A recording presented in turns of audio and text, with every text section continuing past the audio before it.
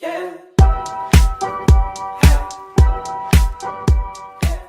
Hello everyone, welcome back to my channel, and if you are new here, my name is Stephanie Marie, and if you are a subscriber, I just want to say thank you so much for supporting me and my channel.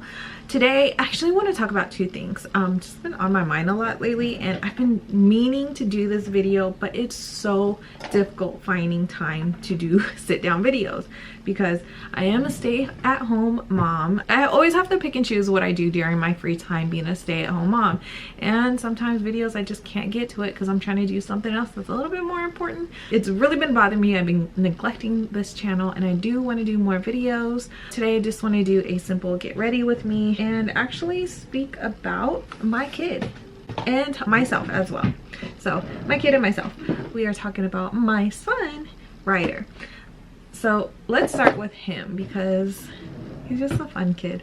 Rydder just turned 2 years old, and if you hear noise, that's me just kind of like scrounging around getting my makeup because I do want to do like a get ready with me. Rydder just turned 2 January 30th this year, 2021. Rydder does have speech delay, and here's the crazy weird part about Rydder. Growing up, Rydder has reached every single milestone early.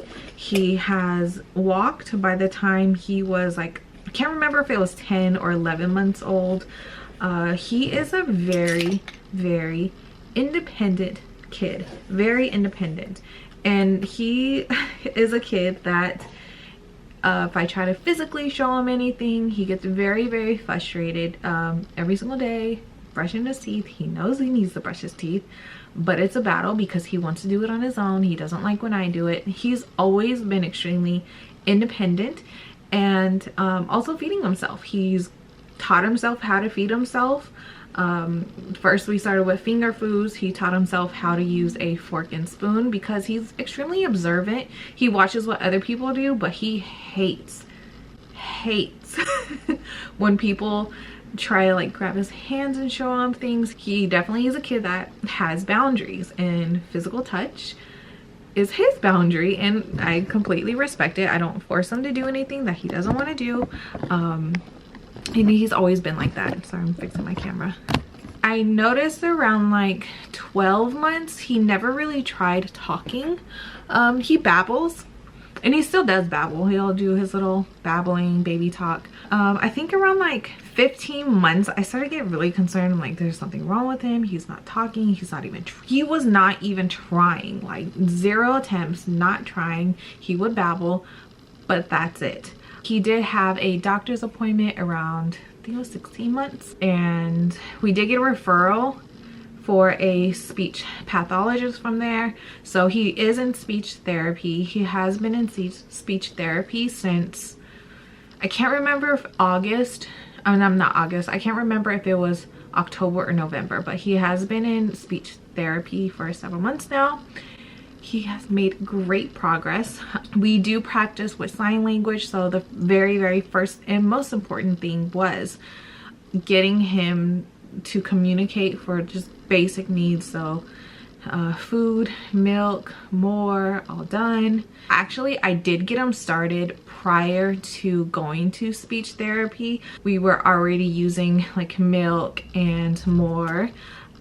So those he got, and his please was very funny. He used to say "ee," but now he knows how to do like the proper please. It's going great. Honestly, it's really helped. Before speech therapy, there was definitely moments of just like extremely just frustration because he's crying, he's screaming, he can't really tell me what he wants.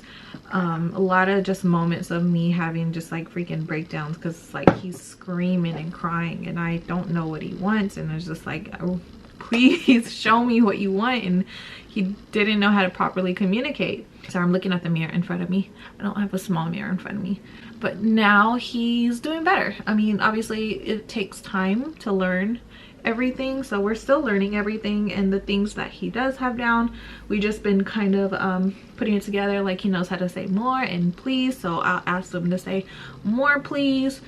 So yeah, he's doing better. We're just slowly doing little stuff to help him communicate better, and it's definitely working, because before what he was doing, and it was extremely frustrating on my end, is he was grabbing my hand and like walking me. He still does this, but now he'll actually point to what he wants. He'll like if he wants something in the kitchen or the refrigerator, he would just like grab my hand and just walk me to the kitchen, and then he would just have like a meltdown because I didn't know what in the kitchen he wanted. So now he is better at pointing what he wants, and he knows how to say no. He'll either say no, or out of frustration he'll say, his way of saying all done is dun dun dun dun dun dun. So he'll like, out of frustration, he'll look at something, he'll shake his head no, dun dun dun dun dun dun, telling me like, you know, all done, I don't want that. Everything's going well. If you are curious, I did do like a phone interview with like a child development specialist, and she just asked me, you know, list the questions. She said, based on the questions and my answers, honestly, she was just like, it doesn't really sound like there's anything wrong with him. You know, if you want to come in, you can, but it doesn't really sound like there's anything wrong with him other than speech delay. And to be honest, the more Rydder grows up, the more I just know that it's simply a speech delay, because he hasn't shown any signs to me. I mean, you know, as he gets older, we can always explore that more, but to me, he hasn't really shown any concerning signs for any like development issues. He catches on everything very fast. Like I mentioned, he taught himself how to feed himself with a fork and a spoon. I didn't physically teach him how to do any of that stuff. I just gave him a fork one day and he just started using it. So he hasn't really like shown any concerning signs other than like he has a speech delay, because everything that I tell him, he catches on very fast. Like I'll tell him to do something and he listens. He listens very, very well, and that's one reason why I think like there's nothing really wrong with his development. Honestly, Rydder's one of those kids, if I try to get him to say something, it's almost like a cocky little smirk that he's like, no. And even still with like words that he knows, Rydder does not repeat himself. He says please. He might say it in a weird way. He'll say like really low E, and then he'll stop. I'm like, say please. He'll go E, and I'm like, say please. And then he just gets really frustrated because it's like, I just said it. What the heck? This is the Aquarius in him. He's extremely independent. Also, when he wants to be loved, like you show him love right then and there. If I'm working on the laptop and he wants attention, he will grab my hand. If I try to pull my hand back, oh, he's having a meltdown. Extremely upset, having a meltdown because I didn't give him the attention right then and there when he wanted it. He's very funny kid, very extremely independent. Here's an issue with Rydder though. I was explaining this to his speech pathology, and if I look away, that's just how I think. So I'm sorry if I don't make good eye contact. That's how I think. I have to like look away to think.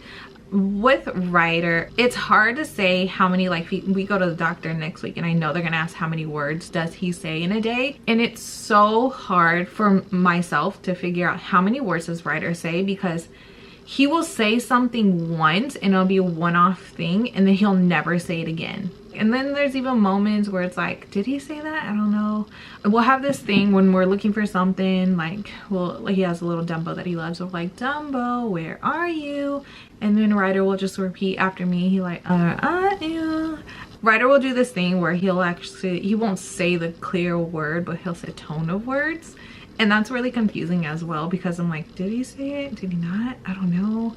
And I was explaining that to his speech pathologist, but he said like, that's perfect. He's trying. Just keep encouraging that. And I've always encouraged it and like, good job. And he's doing great. If you want to see more videos of like Rydder and I interacting, because I am showing more videos of our interactions and me trying to do, like, if it may be obnoxious in the vlogs, the way I'm like keep repeating, but that is really the most important thing for his speech therapy sessions. His speech pathologist said when he's doing something, keep repeating, say the word over and over and over and over. Whatever action he's doing, keep saying it over and over and over, and he'll eventually learn. In my vlogs, it may seem annoying that I'm like constantly repeating words when I'm talking to him, but that's the most important thing for his speech lessons. So if you want to see our vlogs, I will put that linked down below, or at the end of this video you'll see my little icon and you could just click on that to subscribe to that channel. And if anything changes, he does have a doctor's appointment next week, so if his doctor has any concerns and if there anything changed, I will let you guys know as well in my vlog channel and in this channel if it's something like life-changing. What else? Oh, medication. Let's talk next about my ADHD and mental health journey. Wow. Do I feel better? Going on ADHD medication is literally the best thing I have ever done for myself. And it's really sad and frustrating that, like, where was this my whole freaking life? Because I have done research on ADHD prior to even calling my doctor, because I've known I had ADHD since I was like a young adult, probably like 19, 20. I only knew that because I was asking my mom. I was like, Mom, when we lived in Stockton, I remember in 3rd grade, they pulled me into this tiny little room and this lady sat there and observed me while I was playing with toys. And I remember sitting there several sessions and I was playing with little people and the lady just sat there and observed me. And I was like, why did they do that? That was really weird. My mother said is actually the school did that because they wanted to see if I had ADD, which now they don't really call it ADD, they just call it ADHD, and there's different types of ADHD. And so she was like, yeah, they were seeing if you had ADD and you definitely did. And I was like, oh, what happened with that? Like, how come you guys never put me on medication? Because what the heck, I was struggling literally my whole life in school. I was struggling in school and I didn't understand why. I don't know who made this decision, but somebody, my mom or my dad, decided, like, don't need that. We're just gonna force her to pay attention. And that's what my mother said. I don't know. I know that within a lot of like Latino and Black community, there's a lot of stigma when it comes to therapy and medication and ADHD. And, you know, a lot of parents had this mentality like, oh, your kid has ADHD and that means they're just like jumping off the wall, can't sit still. But that's only one type of ADD, and that's actually the one type of ADHD that you can physically see. All the other type of ADHD, like, you can't really see, especially the kind that I have. The kind of ADHD I have is the inattentive and easily distracted ADHD. I have no energy.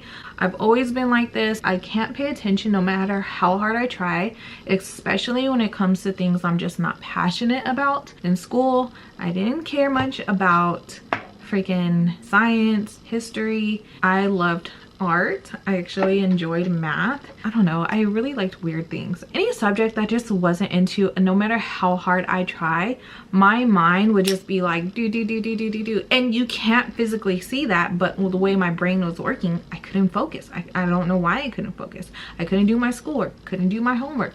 I could not focus. And that was like from elementary school, and it got extremely worse in high school. And I kept failing in school. I had to go to continuation school because I could not focus. Half of it was my fault because I didn't go to school. That's a whole nother story. And even growing up as an adult, you don't really think about it. I had that mentality like, this is how I am. I just can't focus. I don't know. I'm just a scatterbrain person. When you become an adult and you get TikTok and you start realizing, holy crap, no, this is not a personality trait. This is freaking my ADHD. Last year, I want to say don't want to say a mental breakdown, but it kind of was a mental breakdown because I had extreme guilt over the fact that my son had speech delay, and I was, well, is it my fault? What if it's my fault? Am I not talking enough for him? And a lot of times I was just mentally checked out. Okay, am I not talking enough to him? Is it my fault? I don't know. I was having a bit of a mental breakdown and blaming myself on my son's speech delay and blaming it on like me being incapable of focusing and getting anything done. Like, I was trying to work out, trying to take care of my kid at the house, eat, vlog, and I just couldn't accomplish anything, and I just didn't understand why. It was my ADHD, and my mental health was extremely just declining because what I realized, and a lot of people are going through the same thing currently. the reason why I realized that it was my mental health and my ADHD that was really affecting me is when you are stuck in the house with ADHD, my brain was not being stimulated whatsoever. And when you have ADHD, you need stimulation. I had a package and then my dog woke up. What I was trying to say was, here's what I realized when you have ADHD and the pandemic hit. A lot of people's health declined, and that is because there was no stimulation. A lot of people who have ADHD need mental and physical stimulation in order to survive. When you are in the house during the pandemic and you're doing the same thing over and over and over, your brain needs stimulation, and there was no stimulation going on, and my freaking mental health was just declining. Mark as well, my boyfriend, he had his ADHD as well, but mental health was just declining. I was getting depressed. I was binge eating a lot. In order to cope with my mental health declining, I was binge eating, just eating. I was working out, working my butt off, but also I was eating a freaking whole bag of chips or cookies in one sitting. So I was just kind of like yo-yoing with my weight because I was working my butt off physically, working out, but also I was binge eating. My psychiatrist said, like, you know, it's extremely common right now. There's just no stimulation going on. So he did prescribe me medication. I am taking Concerta, and oh my god. And I was actually had an appointment with my psychiatrist today, and we were basically just saying, like, I feel like me again. And it's so amazing how well it has helped, because I finally feel like myself again, and it is amazing. I'm actually able to focus. Before, I couldn't focus. I didn't know what was wrong with me. I was always just mentally checked out and I couldn't do anything. Cleaning the living room was like the biggest task in the world for me because I just mentally had zero motivation. Even more frustrating because you see, like, you know, great people accomplishing so much in a day. And think about it, how the heck do so many people so successful doing so much in a day, and I can't even freaking clean my living room while taking care of my kid. I'm so jealous and envious of people that wake up, they don't need coffee, they freaking complete everything on their to-do list before 12 p.m. and that was not me. That's still not me, but at the same time, something needed to get done. And it's so frustrating when my whole life I've always been made fun of or scolded or put down because I'm terrible at listening to people. And again, that was my symptom with my ADHD. I'm very inattentive. You can tell me a story and my brain isn't even thinking about something else that's way more important to me at that point in time. Even my childhood is very much made fun of because I wasn't a good listener. I was a slow mover, and it really sucks. ADHD is not taken serious enough because when you have ADHD, and this is what my psychiatrist told me, people who have ADHD also have issues with depression and anxiety. There's other underlying like mental health issues. I really wish there wasn't this stigma, especially again in the Black and Latino community, where there's a stigma about mental health and therapy. I am trying to get therapy right now, which I talked to my psychiatrist about. He's like, oh, you're seeing a therapist now, right? And I was like, no, I'm not. I've been trying to get a therapist since September and I still haven't gotten one, so somebody's supposed to call me tomorrow. I really hope that if you have ADHD, don't be afraid to reach out to a psychiatrist, because really they just want to help you. Like, they just want to help you. They want to give you the tools to feel like yourself again. And my psychiatrist, he was great. That was the main goal. He's like, I'm just glad that you're feeling like yourself again. Asked about side effects, how am I feeling, and I feel like me again. I'm like, where has this medication been my whole life? Because I feel like me again. I'm not sad. And also, obviously, the pills are not a freaking cure-all. I'm also actively putting in work on myself mentally. I've been listening to audiobooks, just eating healthy, try to work out when I can, as often as I can. It's not a magic pill. I'm also doing active steps to help myself as well. I think that's it. So I'm going to end the video from here. So I just want to say thank you so much for watching, and I'll see you in the next video. Bye guys.